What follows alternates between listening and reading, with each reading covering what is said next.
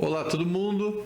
Hoje a gente vai falar aqui de algumas noções de direito que precisa para entender a legislação referente à parte de radioproteção, tá? Eu só quero mostrar primeiro onde que eu gostaria de chegar. Eu vou colocar aqui o PowerPoint. Agora eu vou pôr aqui a apresentação em si. O finalzinho dela tem que ser mais ou menos esse aqui, ó. Várias peças de legislação, vários limites de dose, por exemplo, né, que eu escolhi para exemplificar, mas para eu falar de tudo isso, eu preciso falar um pouco da divisão político-administrativa do país, senão vocês não vão ficar entendendo. Eu queria que vocês não fossem particularmente, ficassem analfabetos politicamente, né, em termos das leis. Então, eu vou voltar aqui, o que era antes, para começar do começo. Só para fazer uma homenagem aqui, deixa eu me voltar de novo. Essa aula que eu tive muitos anos atrás com a professora lá do Largo de São Francisco, chamada Sueli Dalari. Foi uma das melhores professoras que eu tive aula, tá? É aquela aula que eu tenho no meu coração. Ela, para ter ideia, era uma decana e ela aparecia para dar aula algumas vezes, ela apareceu de beca. Eu não tenho beca, ia ser meio ridículo, mas eu tentei fazer uma homenagem a ela nesse sentido. Né? Então, vamos começar essa aula aqui, como eu falei, falando do Estado brasileiro e sua divisão político-administrativa. Ah, professor, mas eu não sei se eu queria escutar falar sobre isso. De novo, é um jeito de vocês ficarem politicamente analfabetos para sempre, tá? Aí eu vou me mudar aqui, para não atrapalhar em nada a transparência. Aí, quando aparecer uma peça de legislação, vocês não vão saber exatamente se aquilo lá está valendo, vocês não vão saber o que é aquilo, e quando tiver outras legislações concorrentes ou conflitantes, vocês não vão saber avaliar. Aí fica aquela coisa, a gente vai tentar fazer uma média de tudo que eu li. Está errado, não é assim que funciona. Por isso que tem essa aula. Ela está dividida eu acho que eu vou precisar de 3 partes, tá? Essa é a parte do começo. Tenham paciência para chegar na última parte das doses ali. Então, vamos falar do Estado brasileiro. Né? Então, poder político, administrativo, jurídico dentro de um determinado território, né? A forma de governo, então falando de Brasil, federação, né? Quer dizer que ele é descentralizado. Uma confederação é uma coisa assim, seriam países independentes que fizeram um tratado para se comportarem de uma maneira unida, né? O exemplo que tinha até outro dia era a Tchecoslováquia. Eram 2 países independentes, né? Agora, aí eles resolveram separar. Então, República Tcheca, República da Eslováquia. Antigamente, os Estados Unidos eram assim. Cada um daqueles estados americanos da costa leste era um país independente. Eles tinham moeda, eles tinham jurisdição. Eles eram os Estados Unidos da América do Norte. Né? Determinada hora ali, houve uma espécie de unificação e aquela confederação virou uma federação. Aquilo influenciou o Estado brasileiro, que nasceu alguns anos depois, tá? Então quando ele foi concebido em províncias federadas, mas que depois estavam unidas, né? Elas eram autônomas, mas depois no artigo seguinte elas se uniram numa federação. Né? Então não deu nem tempo de haver uma federação de fato, né? Uma confederação. Já quando nasceu, no primeira linha era uma confederação, na segunda linha da Constituição já era uma federação.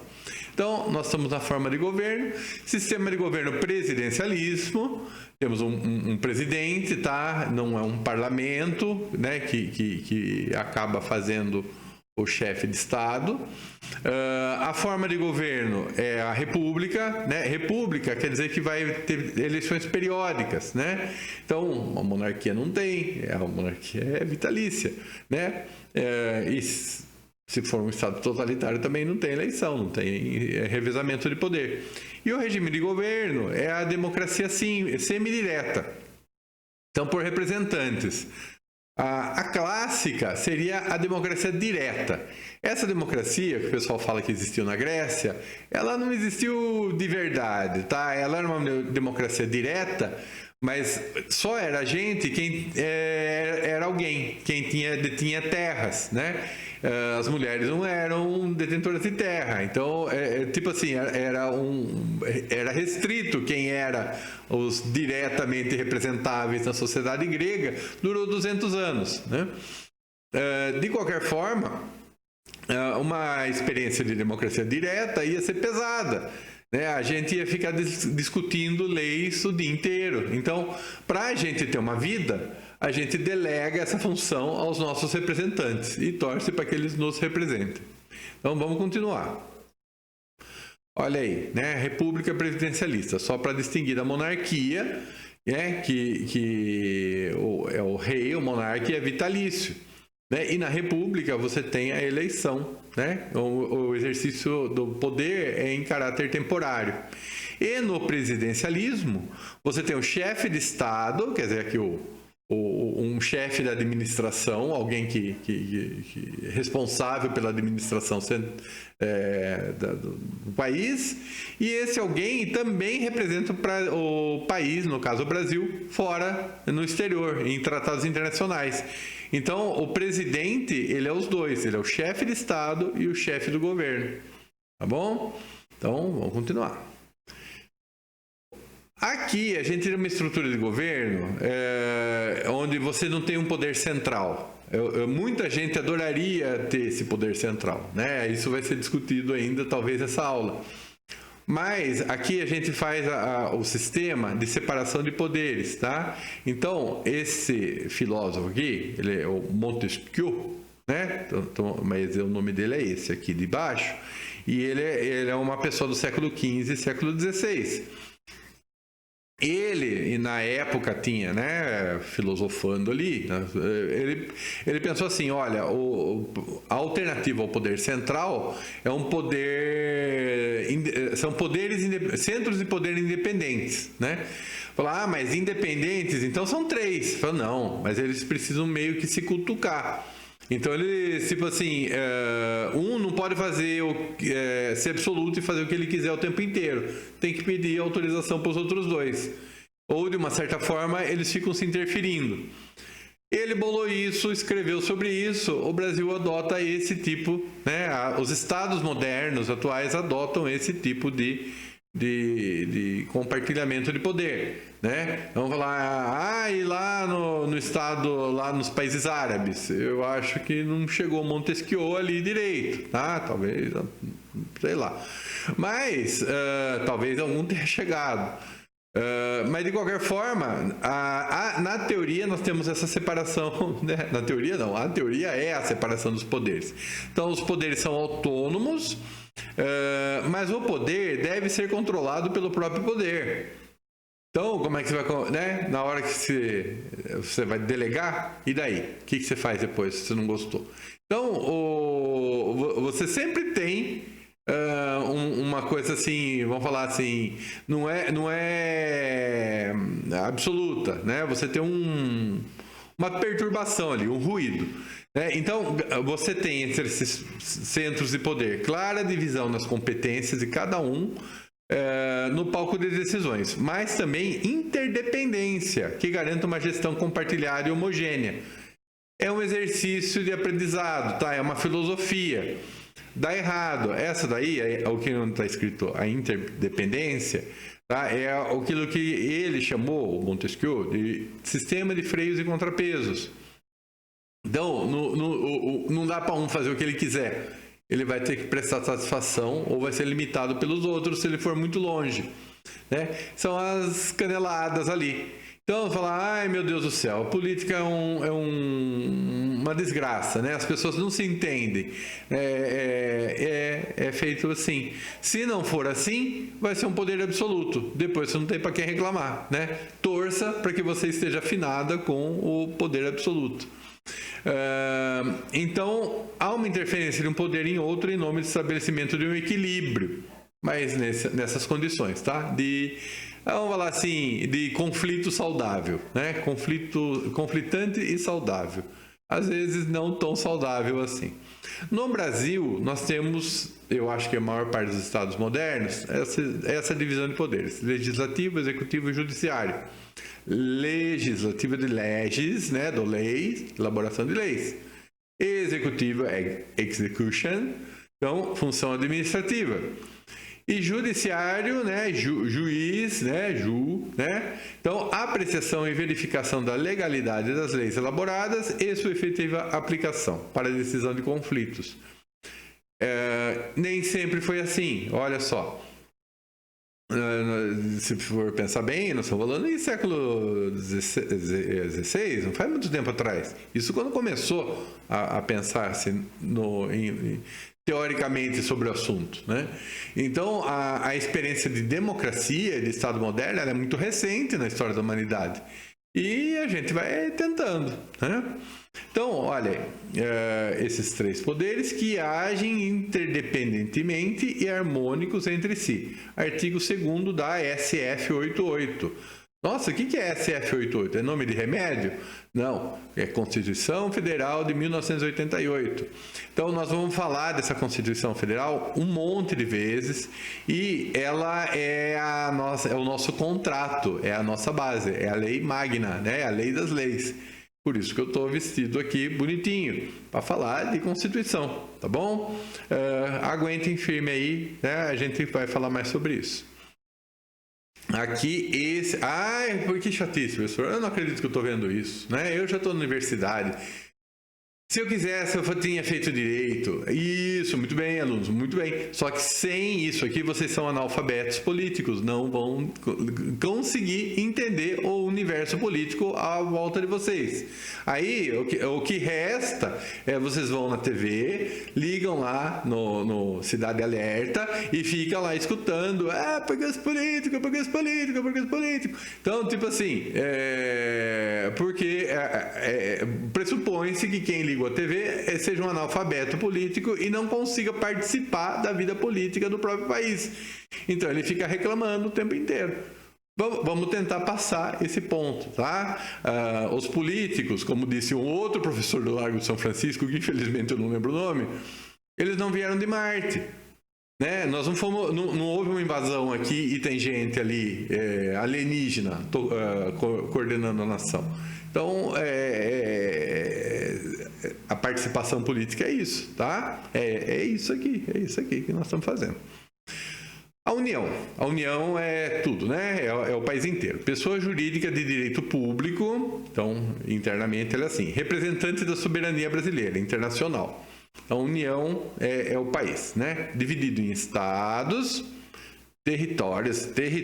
Um dia teve. Quando eu era uma criancinha, tinha 4 territórios.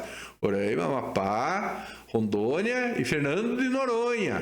Lá, ilha com 50 pessoas era um território, né? Não é mais. Então, mas está previsto na Constituição, eventualmente, o tal do território.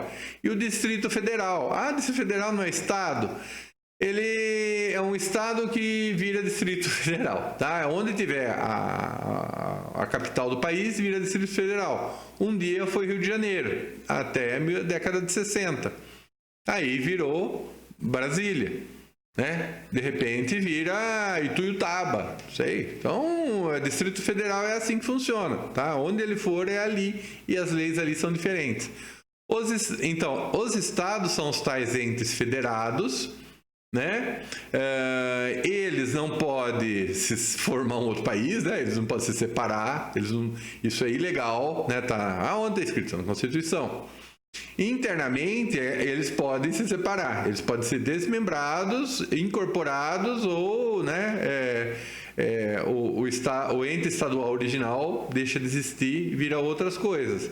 Então Estado tem essa possibilidade, mas separar não pode. Território não é ente federado, né? Não tem senador. Senador, por definição, tem que estar no ente federado. Mas tem povo. Então ele tem deputados no Congresso. O governador é nomeado pelo presidente. Entenderam porque tinha territórios na minha época? Tá? Na minha infância era ditadura militar, né? Tinha um monte de gente que o presidente nomeava, um monte de governador, né? Um monte de deputado vinha junto. Imagina o Fernando Noronha com 50 pessoas ali, que beleza. Bom, Distrito Federal, tá? Ente federado, então tem senador, mas não organiza e mantém sua própria polícia. Ó, a Polícia Civil e Polícia Militar. Ou seus entes judiciários, né? Então ele não organiza. Esses são organizados por lei federal. Então é um pouco diferente. Eu não sei discorrer em detalhes sobre isso. Adoraria fazê-lo, mas não é o objetivo dessa aula aqui. As esferas, né? Agora está ficando interessante. Bom, então, Estado, território, que não existe mais, e Distrito Federal. Agora, nós temos esfera federal, esfera estadual, esfera municipal. Gente, isso é muito importante. Se vocês não entenderem que o Brasil tem essas 3 esferas aí, vocês não entendem nada de lei. Porque as leis vão ser organizadas desse jeito aí. Vamos tentar entendê-las, né? A esfera federal, chefiada pelo presidente, aquele que é eleito, e auxiliado pelo vice, ambos eleitos e por ministros de Estado. Então tem uma turma aqui, né? Pensa no presidente que é o síndico, ele tem os seus auxiliares e a esfera federal é dele, a administrativa é dele, tá bom? A esfera estadual é outro síndico, é o governador, auxiliado pelo seu vice e pelos secretários de Estado. Não tem ministro, é secretário de Estado. Então, é a esfera estadual, né? E a esfera municipal. É outro síndico, o prefeito e auxiliados pelo seu vice. Olha, é tudo igual. Ambos eleitos pelos... todo mundo eleito, né? E o prefeito tem auxiliado pelos secretários municipais, né? Então, o prefeito... Eu sei que o prefeito manda menos que o presidente.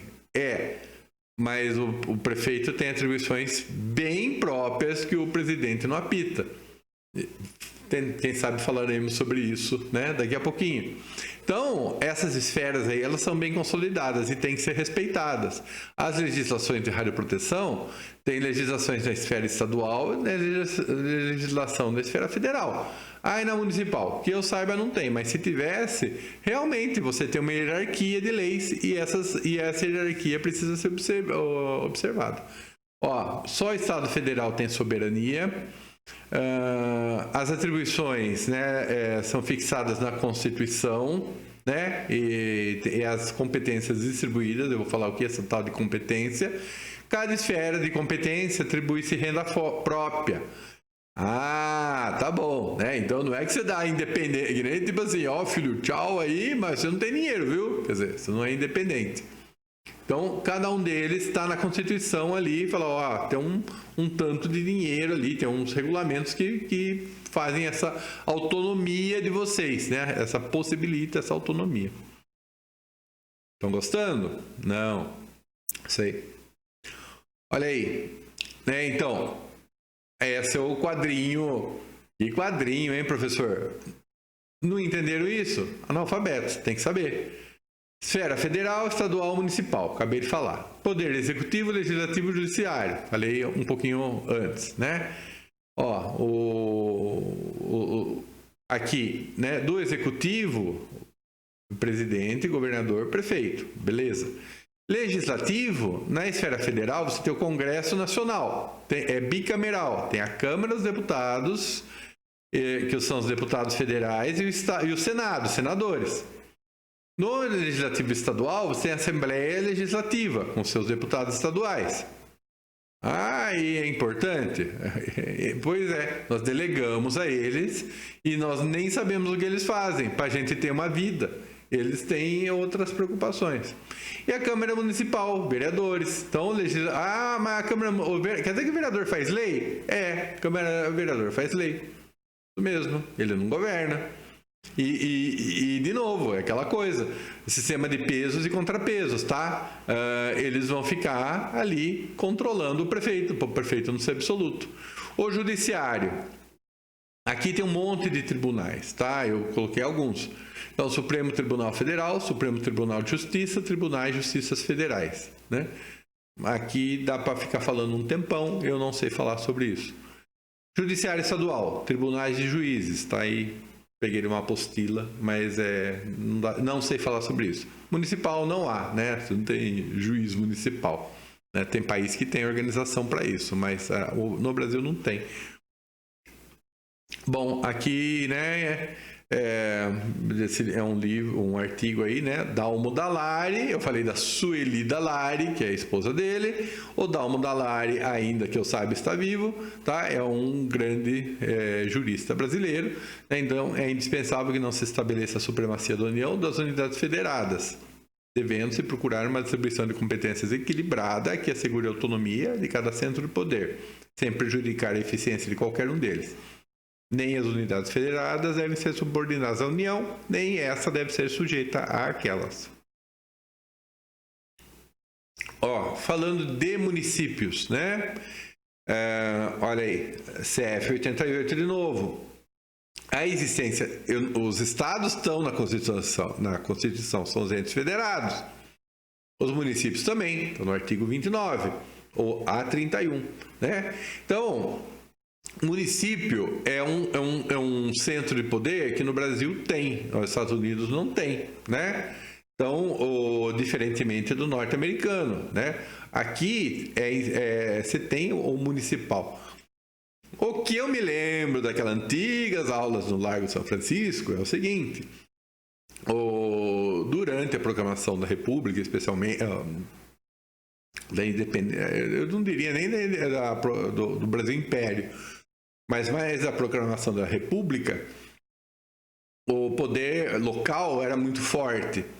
Você não conseguiria fazer uma república, né, representativa sem a anuência dos representantes locais. Então, qualquer movimento nesse sentido, né, teria que ter adesão dessa esfera de poder local. Não tinha internet, não tinha telefone, não tinha nada. O representante local era muito forte. Esse é o município, né? Então, olha, esse modelo foi implantado no Brasil com a primeira Constituição republicana. Então, eu acertei, tá? E foi mantido em todas as constituições subsequentes, inclusive na última, né? Então, tá bom, né? O município é uma coisa que existe e faz parte da nossa cultura. No artigo 29, né, elevou a categoria de ente federativo, né, contando agora com autonomia em decorrência da capacidade de autogoverno, auto-organização, auto-administração e auto-legislação, né? Então ele tem auto-organização e tem uma lei orgânica. Lei orgânica é aquilo que é a lei municipal, tá? É o que os vereadores legislam. E ele tem autonomia garantida na Constituição. Autonomia significa dinheiro. Sem esse dinheiro, se você não tem autonomia, como eu falei, tá bom? E aqui começa a ficar interessante a aula.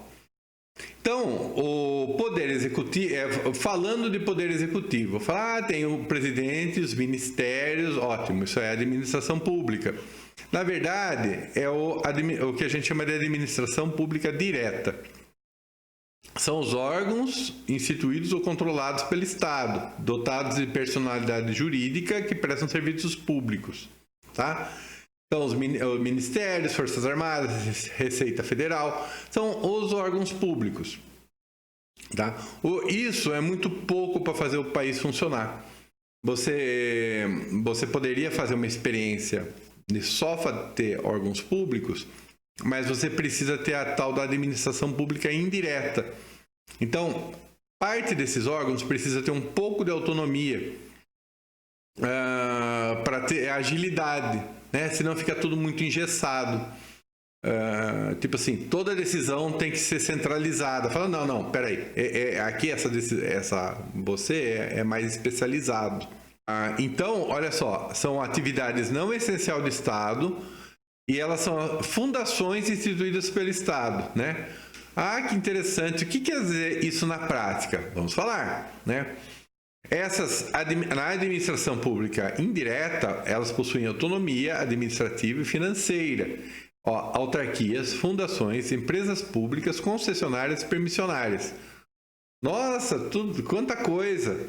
Então, tirando aquilo que a gente chama de administração pública direta, né, que as secretarias, os ministérios, papapá, você precisa desses entes aí que foram separados um dia, né, um pouco da administração, foi dado um pequeno nhaco de poder para eles exercerem o poder de forma especializada, né?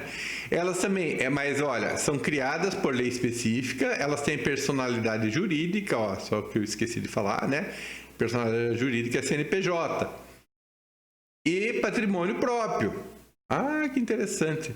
Ó, autarquias, eu tinha falado aqui, empresas públicas, sociedades de economia mista, fundações públicas.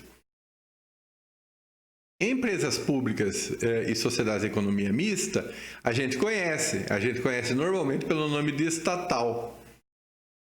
São empresas grandes, né? Vamos falar um pouquinho sobre elas também. Então, aí vamos falar que está o filé, né? Você tem tudo aqui você só pode ingressar mediante concurso público, mas tem muito cargo comissionado também. Geralmente os cargos de direção, né? Então é aqui que acontece aí a grandes discussões. Só para falar, criadas por lei, né? Ó, a administração pública direta, indireta e fundacional de qualquer um dos poderes da União obedecerá, isso aqui é artigo da Constituição, tá? Obedecerá aos princípios da legalidade, impessoalidade, moralidade, publicidade e também ao seguinte, isso aqui vamos falar daqui a pouquinho. Ó, temos aqui esse artigo 19. Somente por lei específica poderão ser criadas empresas públicas, sociedades de economia mista, autarquia e fundação pública, que são essas aqui. Ó, lei específica. Lei específica é legislativo. Legislativo é um monte de gente falando. Legislativo é um monte de gente entrando em acordo, tá? Então, para fazer lei, você tem que ter consensos. Então, é diferente de eu tipo assim, porque o presidente ele pode criar uma empresa? Não. Ele pode propor, aí uma hora vai aparecer uma peça jurídica, que é uma lei, que foi debatida em Congresso, foi aprovada nas casas ali legislativas. A partir daí, ele tem o direito ali, né, de implementar a formação da autarquia, seja lá do que for. Aqui, o artigo 150, né, eu acho interessante, uma peculiaridade da administração pública indireta. É vedado à União, aos estados, ao Distrito Federal, aos municípios, instituir impostos sobre patrimônio, renda ou serviços uns dos outros. Isso aqui não é tudo Estado? Então fica meio complexo, né? Ó, é extensiva às autarquias e fundações instituídas mantidas pelo poder público, no que se refere ao patrimônio, à renda, né? Autarquia, fundação pública, não pode ter imposto, é o governo cobrando dele mesmo, né? E as empresas públicas e sociedade de economia mista? Aí que tá, vamos tentar falar um pouquinho, tá? Vamos falar assim, que quando elas têm finalidade econômica, elas são sujeitas a impostos, né? Senão não. Senão só tem elas, né? Vamos falar, elas estão numa atividade que não dá lucro. Você vai ter ainda cobrar imposto, não pode. E aqui também uma grande discussão. O que é instituir impostos, né? Essas tributações aqui que está falando. Tá bom que está escrito que é tributação, é imposto, né? Mas tem outros impostos, tem taxas, tem contribuições, tem um monte de imposto. Então, e assim vai. Discussões. Ó, esse quadrinho aqui, ele é bem legal, né? Ó, autarquias. Só o Estado pode criá-las. Né? Aliás, todas, né? Só o Estado pode criá-las, né? serviço autônomo criado por lei com personalidade jurídica, patrimônio e receita próprios para executar atividades típicas da administração pública que requeiram gestão administrativa e financeira descentralizada. Não entendi nada. Eu vou pegar um pouquinho daquele poder e separar para que haja agilidade do Estado numa função específica. Olha só. INSS, vocês não sabiam, é uma autarquia, né? Bacen, eu não sei o que é Bacen, Banco Central. Então, né, quer dizer, mas eles estão envolvidos com atividade econômica? Então, mas vamos falar assim, ele é uma função de Estado, né? Ele não vai ter um ente privado emitindo dinheiro.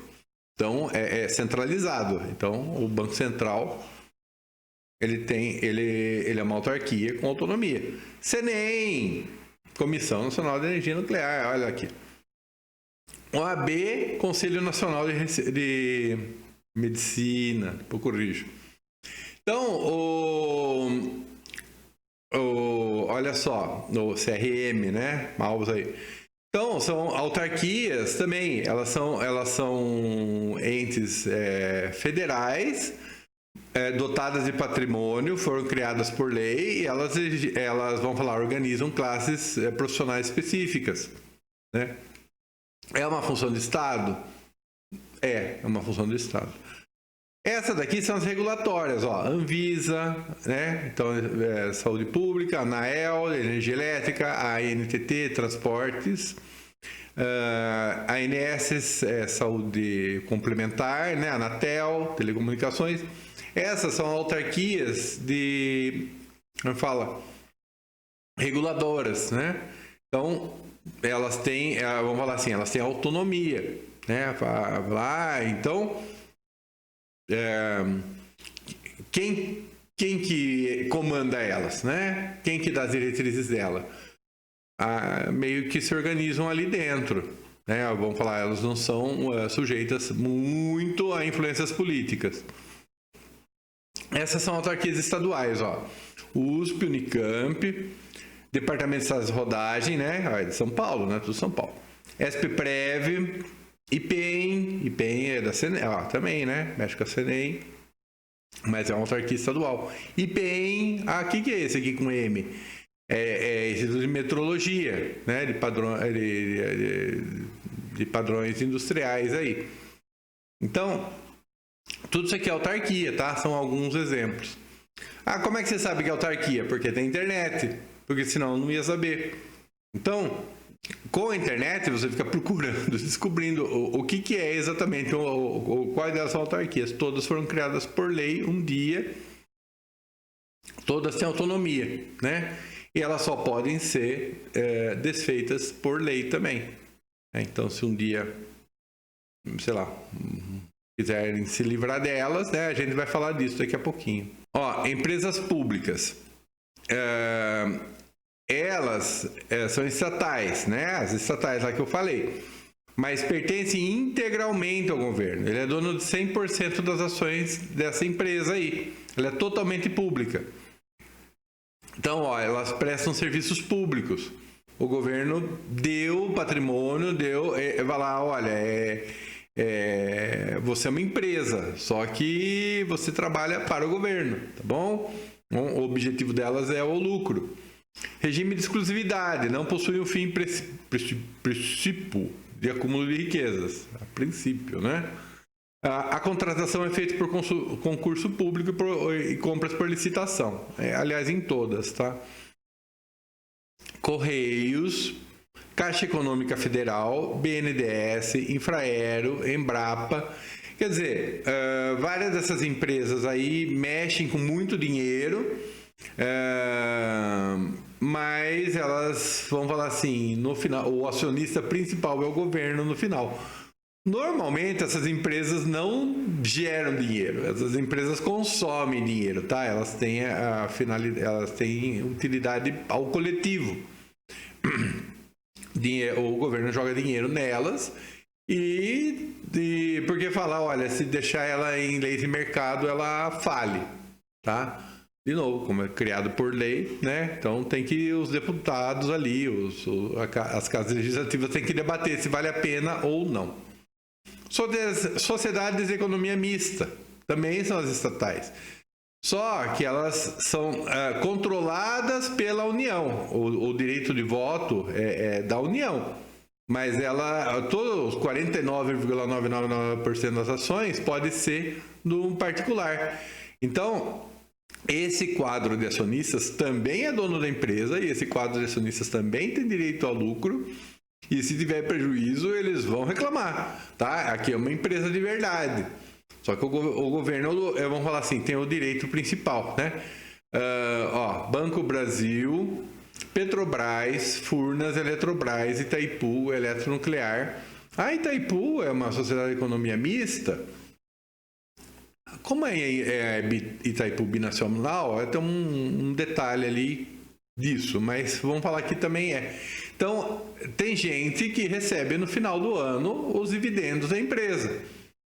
Se começa a fazer muita burrada aqui, tá? Muita interferência do governo e põe gente incompetente, o quadro de acionistas depois vai cobrar vai falar, eu vou vender minhas ações, isso aqui virou uma porcaria, isso aqui é uma empresa de araque. Começa a descapitalizar a empresa. Então, essas empresas, a princípio, elas têm que ser tocadas da maneira certa, tá? Olha aqui são as privatizadas, né? Dado que você tem gente interessada nessa atividade econômica, eventualmente elas podem querer comprar a empresa, né? Então você privatiza. Companhia Siderúrgica Nacional, aqui é a data de privatização. Vale do Rio Doce, data da privatização. Embraer, data da privatização. Telebrás, olha que interessante, vocês sabiam que tinha sido privatizada? Em 98, com o Fernando Henrique. Depois foi recriada em 2010 com o Lula. Eu nem sei o que a Telebrás faz atualmente, tá? Mas novamente ela vai estar já na lista dos privatizáveis. Então, né? Aqui são algumas sociedades de economia mista estaduais. Sabesp, Saneamento de São Paulo.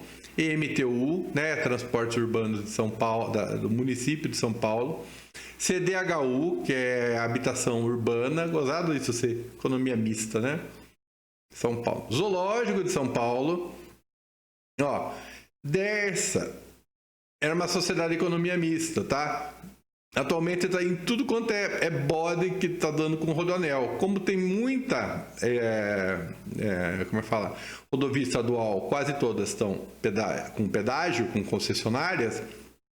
O pessoal achou que era por bem melhor extinguir. Nem foi privatizada, foi extinta sumariamente pelo Dório. CETESB, né, saneamento de ambiente, né, meio ambiente estadual aí, quer dizer, é uma economia mista, mas nem imagino que dinheiro que sai daí, tá? E PT, eu acredito que essas daqui, apesar de serem sociedade de economia mista, o governo que mantém elas mesmo, tá? Elas não têm como dar lucro, né? Bom, e a última é a fundação pública, né? É a afetação, né? De um acervo patrimonial do Estado, né? Não visa o lucro, fica mais fácil falar o que elas são. Quem são? FUNAI, FUNASA, não lembro o que é, FUNARTE, IBGE, é uma fundação, né, pública, Fundação Biblioteca Nacional.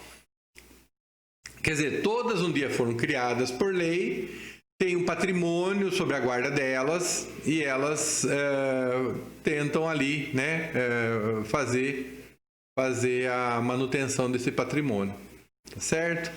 Esse slide, particularmente, ele é bem interessante. Aqui é só para falar que existe as concessionárias e permissionárias. Elas são aquelas lá? Não. Né? Elas têm origem na exclusividade do Estado em prestar os serviços aí, mas ele concede, né, os direitos relativos à gestão e execução desses serviços. Por quê? Porque não tem perna. Ele tipo assim, ele contrata, né? Ele delega, mas não a troco de brisa, né? Isso, a princípio, não deveria ser assim. Particulares exercem sobre concessão ou permissão serviço público. há uma transferência temporária de um direito de exploração com o objetivo de melhorar a qualidade do serviço prestado. Ocorre quando o governo não possui recursos financeiros ou capacidade técnica para prestar o serviço com qualidade e realizar melhorias, sujeito à licitação. Então, as concessionárias e permissionárias, que nem coleta de lixo, que mais? Os pedágios, né? Tipo assim, seriam serviços a princípio que são ou a União ali, ou algum ente federado detém. Mas imagine se vamos fazer uma companhia, uma estatal de coleta pública. Não vai funcionar, né? Você delega com uma concessionária, só que depois tem que ter os interessados e haver uma licitação para que haja o vencedor da licitação, que vai ser o que vai pegar a concessão, né? A partir do momento que a concessão é realizada, a responsabilidade do serviço passa a ser da empresa. As receitas obtidas com a exploração econômica passam a ser de seu direito. Exemplos: telecomunicações, serviço de TV a cabo, né? Celular, rodovias, ferrovias, aqui em São Paulo com certeza.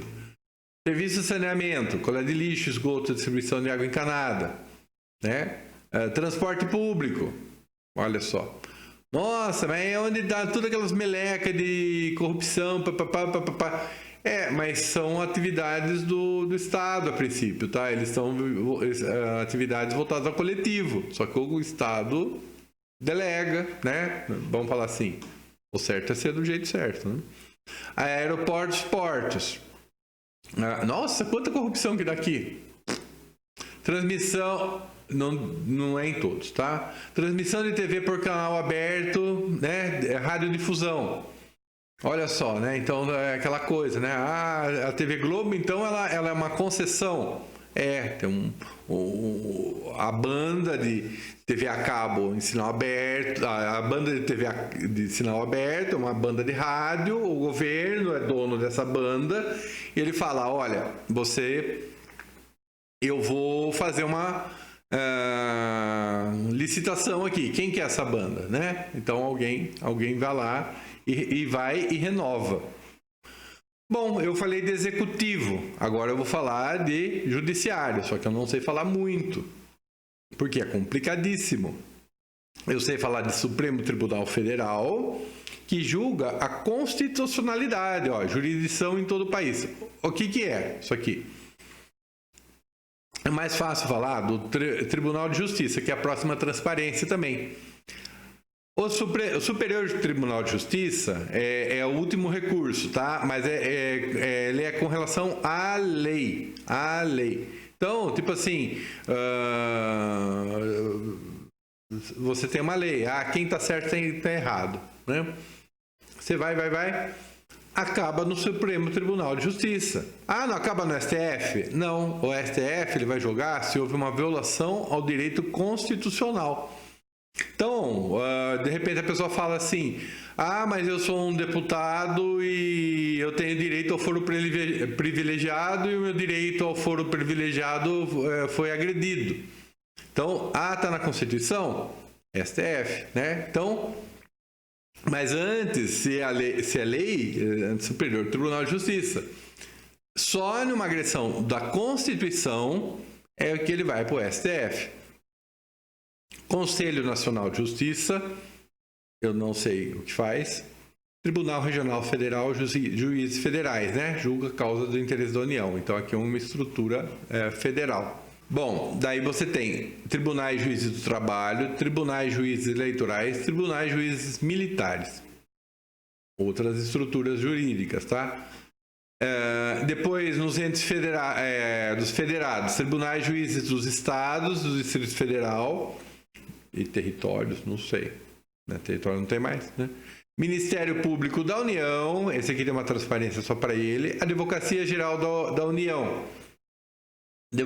São entes do sistema judiciário, tá? O Ministério Público não necessariamente, tá? Assim como a Advocacia Geral da União, É um corpo vamos falar, de magistrados ali que servem ao Executivo Federal. O Ministério Público da União é outra coisa. Vamos falar aqui primeiro de STF e STJ, só para vocês saberem que existe, né? Compete... CF 88 aqui, né? Então, compete ao Supremo Tribunal Federal a guarda da Constituição. Está na Constituição, é o contrato, está escrito ali, não, é o Supremo Tribunal Federal, né? Deu bode com a Constituição, Supremo Tribunal Federal. Então, é responsável por garantir que as pessoas, as instituições respeitem a Constituição. Composto por 11 ministros, nomeados pelo Presidente da República, olha só, o sistema de peso e contrapeso. Eles são independentes, mas a nomeação é do Executivo, né? Depois é aprovada a sua escolha pela maioria absoluta do Senado Federal. Poxa, aí sim, esse é o sistema de pesos e contrapesos na sua essência, né? Então você tem o Legislativo, o Executivo, opinando sobre a composição do Judiciário. Das várias funções, uma interpretar as leis do país, dizendo se seguem ou não as normas constitucionais. Mas eu escutei na televisão que não tá. Não é assim que funciona. Quem sabe é o Supremo Tribunal Federal e fim. Tá bom? É a última instância nesse tipo de coisa. E aqui, o Tribunal Superior, Tribunal de Justiça, é a última instância para as causas infraconstitucionais, quer dizer, não são da Constituição. O que é isso? Aquelas coisas de direito civil, principalmente, tá? Direito penal, então, direito tributário, direito comercial, tem um monte, né? Falar, mas isso tudo vai para o STF? Não, primeiro tem que ver se é uma... Daí você vai ter que convencer que o STF... Alguém vai pegar esse caso e vai ler. Isso é uma violação de direito constitucional? Vai falar, mas é porque eu não concordei. Isso não é violação de direito constitucional. Não entra no STF, na pauta. Não, mas espera aí. No artigo 83... da Constituição Federal está escrito pau, e a pessoa não respeitou. Então daí vai. Coisa de advogado. Responsabilizável por uniformizar, padronizar a interpretação da Constituição em todo o país. Então também, né? É composto por 33 ministros, né, nomeados pelo Presidente da República a partir da lista tríplice elaborada pelo próprio STJ. Como órgão, o STJ aprecia os recursos vindos da Justiça Comum, estadual e federal. Que interessante, né? Quer dizer, você tem aqui um monte de coisa acontecendo ali nas lojas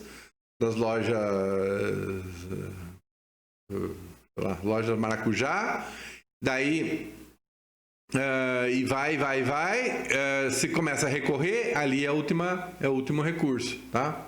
Uma coisa vamos falar de consumidor. Sua competência está prevista no artigo 105, aqui é o 102, aqui é o 105 da Constituição Federal, que estabelece quais podem ser os processos iniciados no STJ e aqueles que o tribunal age, né?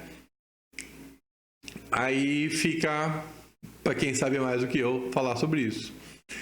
Aí eu vou falar de Ministério Público, tá? Essa parte da aula está acabando, é uma parte extensa porque ela é densa, né? Porque o Ministério Público, mas você não acabou de falar de sistema jurídico? Ele usa o sistema jurídico, mas ele não é o sistema jurídico, né? Então tem gente que chama ele de quarto poder, porque ele é executivo, legislativo, judiciário e Ministério Público, né? Atualmente ele está meio, como é que fala, não está tão independente assim, né? Então por isso que eu pus 3,5, né? Não pertence à estrutura do executivo, legislativo ou judiciário. Ele é uma instituição autônoma, né? Então é funcional e administrativa. Ele é uma instituição, como é que fala? É que nem a Receita Federal, ele é um órgão do governo. A única coisa é que na Receita Federal, quando tem concurso, eles querem um perfil de pessoas ali do concurso. No Ministério Público, quando eles fazem concurso, eles querem alguém com formação em direito, porque vai exercer a função de promotor, né, principalmente promotor. Então, é um órgão de Estado com função jurisdicional, né, incumbido da defesa da ordem jurídica, do regime democrático e dos interesses sociais individuais indisponíveis. O artigo 127, não estava muito longe daqueles outros lá. Né? Eles, então, o pessoal considera como os fiscais, né? Os vigilantes da ordem. Tribunal de Conta também é um vigilante da ordem, só que ele é da ordem de prestação de conta. Então, ele seria também um poder, tipo quarto poder, quinto poder, né? O Ministério Público é o vigilante da ordem, né? Os promotores, esfera estadual, procuradores, esfera federal. Capitaneado, né? Quem que é o chefão? Pelo Procurador-Geral da União. Mandato de 2 anos. O Rodrigo Janot, nós agora sabemos quem foi. A Raquel Dodge, agora nós sabemos quem foi. E atualmente o Augusto Aras, agora nós sabemos quem é. Né? E daqui 2 anos vai ser outro. Então, esse é o Ministério Público. São os vigilantes. Né? Muito do que está acontecendo agora é na linha do quem vigia os vigilantes, né? Então, tipo assim, os vigilantes estão talvez fazendo abusos, não sei o quê. Eu não sei, né? Vamos falar assim, alguém está delegado aí para saber isso, né? Os interesses sociais que ele estava falando, né? Processos relacionados a crianças e adolescentes. Então, é um coletivo. Os velhinhos, os idosos. Então, vou falar, mas quem defende os idosos como grupo? Né? Quem defende os adolescentes? Ministério Público. Vou falar, olha, tal legislação está contemplando ou está contra o Estatuto dos Adolescentes aí, né? Então, se a legislação tem que ser modificada, não sei o quê, é uma ação do Ministério Público. Desvio de dinheiro público, olha só. Se desvia o dinheiro público não é ninguém. Quem que vai reclamar? É uma festa? Os vigilantes. Agressões ao meio ambiente, outra coisa. Cortei as árvores. As árvores vão entrar as outras que sobraram vão entrar na justiça? Não vão. O macaquinho vai entrar na justiça? Não vai. Ministério Público. Que é um bem coletivo, né? Bem de valor artístico. A honra de grupos raciais ou religiosos. Então, a função do Ministério Público é importante também. Valia a pena uma transparência separada. E tem os interesses individuais indisponíveis, que o indivíduo não pode renunciar por decisão autônoma. Aliás, não pode renunciar. Né? Vamos falar assim, o Estado fala, olha, isso aqui você é isso. Né? Então, direito à vida, direito à saúde, direito à educação, direito à liberdade. Discussões e discussões, mas esses são os direitos indisponíveis, né? De repente eu falo, olha, o meu direito de educação está sendo tolhido. Você vai no Ministério Público e ele vai entrar numa ação contra o governo porque o governo não está fazendo a parte dele, é o vigilante. O governo faz o que quer. Né? O judiciário, ele é quem vai pegar a causa e analisar se o Ministério Público tem razão ou não e dar uma sentença. Mas quem dá o começo da causa é o Ministério Público. Se fosse particulares brigando entre si, não é Ministério Público. Aí, uma parte contra a outra. Cada um pega seu advogado e vai atrás. Mas quando uma das partes é o coletivo, né, ou uma das partes está com esses direitos indisponíveis, é o Ministério Público. Né? O direito à vida, sei lá, o cara morreu. Ele não vai entrar na justiça. Né? Então, Ministério Público. Atribuições, né? Promover ação penal pública né? Então, aqui, penal, eu entendo que é uma coisa de crime, né? E ação civil pública. Civil quer dizer que está buscando uma reparação, um ressarcimento, né? Então, por exemplo, em meio ambiente é típico, né? Deu lá barragem lá, estourou a barragem, pronto. Tá bom, vamos supor que ninguém morreu. E agora? Vai ficar por isso mesmo? Ou não, você vai ser punido. E agora? Sei lá, o lago você destruiu tudo, não dá mais para recuperar aquilo lá. Então você vai dar esse dinheiro para um fundo difuso de meio ambiente. Não tem, esse fundo difuso tem uma comissão que vai dar o destino para ele. Tá? Então, acesso à justiça. Aqui eu queria mais ou menos encerrar a aula nesse ponto, tá? Sobre o sistema judiciário brasileiro, que eu não sei falar muito bem, aliás, eu tentei me ilustrar da melhor forma. Esse site do YouTube, Política no Papel, ele é bem divertido e são os vídeos curtinhos ao contrário dos meus, tá? Deles tem sobre o Ministério Público, sobre recursos e a prisão em segunda instância, né? Porque você vai fazendo os recursos até a última instância, que é os tribunais superiores em Brasília. E a medida provisória, né? É uma coisa interessante também de saber. Eu acho que, dado que tem poucas transparências agora, eu preciso falar um pouquinho de poder legislativo para encerrar. Então você tem as esferas estadual e municipal, né? Você tem as câmaras lá de vereador ou as câmaras dos deputados estaduais, as assembleias, né? E o federal, só que ele é bicameral. Ele tem a Câmara de Deputados e o Senado Federal. Senado tem os entes que representam o Estado e os deputados são os representantes do povo, né? Então, ambos são compostos pelo povo, por voto. Pelo voto do povo, mas eles precisam cuidar de interesses distintos, né? Um diz respeito ao interesse estadual mais do que os interesses assim da coletividade ali das pessoas, né?